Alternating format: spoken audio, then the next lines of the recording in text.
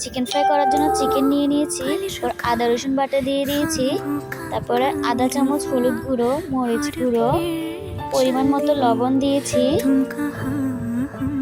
একটুখানি soya sauce, আধা চামচ সয়া সস পরে দিয়ে দিয়েছি জিরা গুঁড়ো, গরম মশলা গুঁড়ো। তারপরে সবগুলো দিয়ে ভালো করে মেখে নিব, একদম অনেক ভালো করে মেখে নিতে হবে।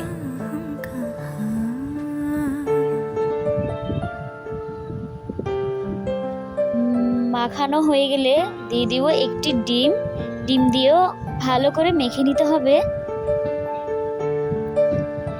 1 চা চামচ অনুযায়ী লেবুর রস দিয়ে দিতে হবে যাতে ডিমের কোনো ফ্লেভার না আসে।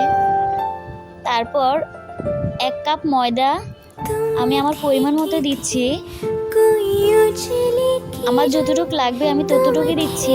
এরপরে তেল গরম হয়ে আসলে তেলে চিকেনগুলো দিয়ে দিব। এক এক করে চিকেনগুলো আমি দিয়ে দিয়েছি।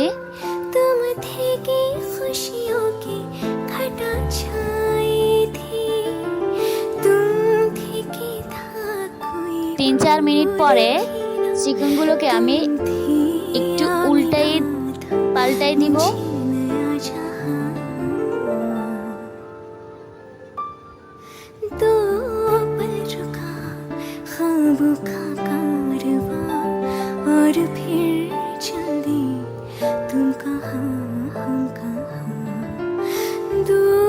এই করে সবকটা চিকেন আমি উল্টিয়ে দিয়েছি।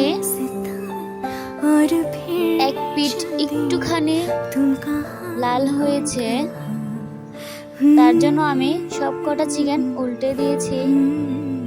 এরপর আমি আবার 10 মিনিট পর আসব। 10 মিনিট পর আবার উল্টে দিব চিকেনগুলো।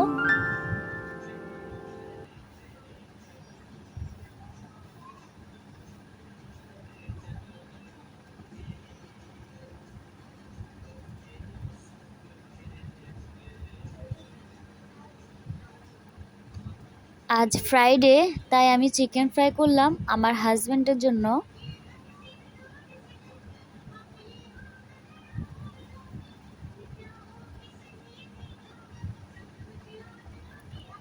এরপরে আবার আমি ভালো করে উল্টে পাল্টে নিচ্ছি চিকেনগুলো, যাতে ভালো করে হয়ে যায় ভিতরে একদম, কারণ শুধু উপরে লাল হলে হবে না, ভিতরেও হতে হবে, সেজন্য।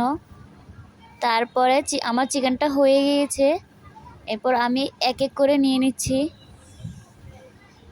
প্লেটে সার্ভ করার জন্য। এই যে আমার চিকেনের ফাইনাল লুকটা দেখুন কত সুন্দর হয়েছে।